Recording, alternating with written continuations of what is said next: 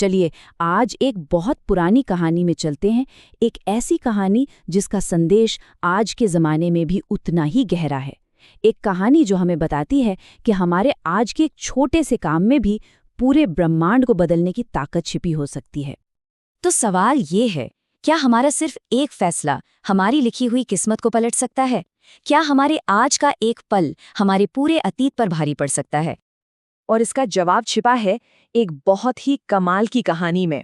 एक कहानी एक सूखे हुए आंवले की, एक दयालु संत की और सोने की एक ऐसी बारिश की जिसकी किसी ने कल्पना भी नहीं की थी। तो चलिए मिलते हैं इस कहानी के किरदारों से और उनकी दुनिया में कदम रखते हैं।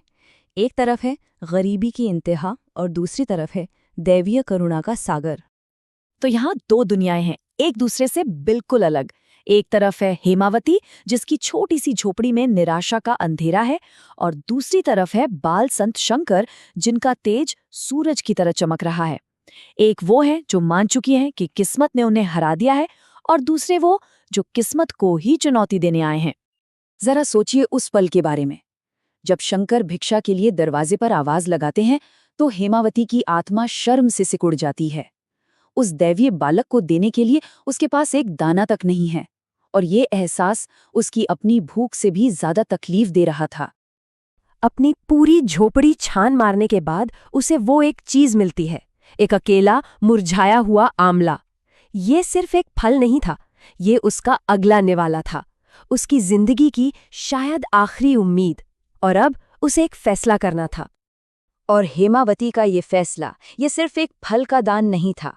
असल में उसके इस एक निस्वार्थ काम ने एक कॉस्मिक डिबेट छेड़ दी, एक बहस भाग्य और हमारी अपनी मर्जी के बीच। तो पहले समझते हैं प्रारब्ध कर्म को।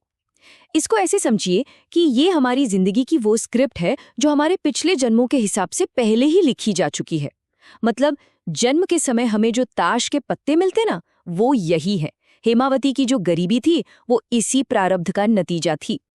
लेकिन फिर आता है क्रियमाण कर्म, यानी हमारी आज़ादी की, हमारी मर्जी की ताकत। प्रारब्ध हमें पत्ते तो दे देता है, पर उन पत्तों को खेलना कैसे है, ये पूरी तरह हमारे हाथ में है। हमारा हर फैसला, हमारा हर काम, खेल में एक नया पत्ता चलता है।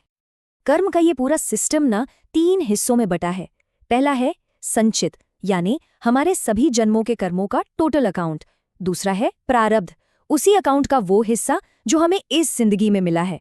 और तीसरा है क्रियामाण, वो नया कर्म जो हम अभी इसी पल कर रहे हैं।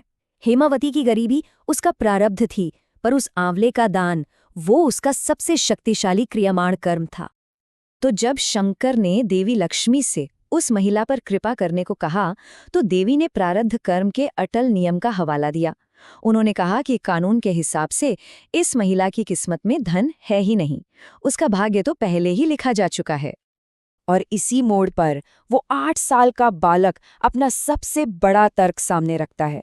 वो देवी से पूछता है, क्या वर्तमान का एक शुद्ध निस्वार्थ काम अतीत के पूरे बही खाते को नहीं बदल सकता?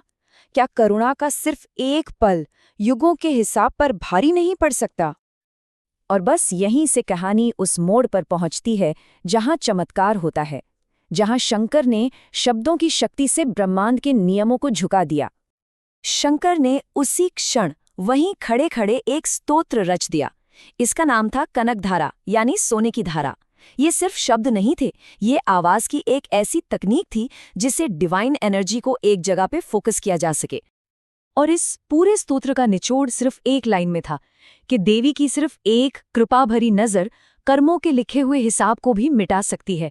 ठीक वैसे ही जैसे पानी आग की गर्मी को शांत कर देता है, वैसे ही करुणा बुरे कर्मों के असर को धो सकती है। अब आप सोचेंगे कि ये तो एक पुरानी कहानी है ना? लेकिन कमाल की बात यह है कि इसका कनेक्शन आज की साइंस, आज की न्यूरोसाइंस से भी जुड़ता है। ये हमें बताता है कि चमत्कार कोई बाहरी घटना नहीं, बल्कि एक अंदरूनी प्रोसेस है। देखिए, हमारे दिमाग में ना एक हिस्सा होता है जिसे रेटिकुलर एक्टिवेटिंग सिस्टम यानी RAS कहते हैं। ये एक तरह का फिल्टर है। जब हम किसी चीज पर, जैसे करुणा पर, बहुत गहराई से ध्यान लगाते हैं तो ये फिल्टर एक्टिव हो जाता है और हमें उसी भावना से जुड़े मौके और रास्ते दिखाने लगता है। शंकर के उस निस्वार्थ भाव ने उनके दिमाग को एक ऐसी असाधारण अवस्था में पहुंचा दिया जहां नामुमकिन भी मुमकिन हो गया। तो सवाल ये है कि इस कमाल की कहानी से हम अपनी जिंदगी के लिए क्या सीख सकते हैं, इसे अपनी लाइफ में कैसे उतार सकते हैं? तो ये है वो फॉर्मूला, सिर्फ 3 स्टेप्स में। पहला, हेमावती की तरह बिना किसी उम्मीद के देना, सच्ची दौलत जमा करने में नहीं बांटने में है। दूसरा, शंकर की तरह अपना इरादा बिल्कुल साफ रखना, करुणा से बड़ा कोई मोटिवेटर नहीं है। और तीसरा, अपने इरादों और अपने कामों को एक लाइन में ले आना, एक ऐसी वाइब्रेशन पैदा करना जिसका जवाब ब्रह्मांड को देना ही पड़ता है। तो पूरी कहानी का सार बस इतना सा है, अच्छाई का एक छोटा सा निस्वार्थ काम, उसमें सब कुछ बदलने की ताकत होती है। हमारा भाग्य पत्थर पर नहीं, पानी पर लिखी एक कहानी है, जिसे हमारा आज का कर्म किसी भी पल बदल सकता है।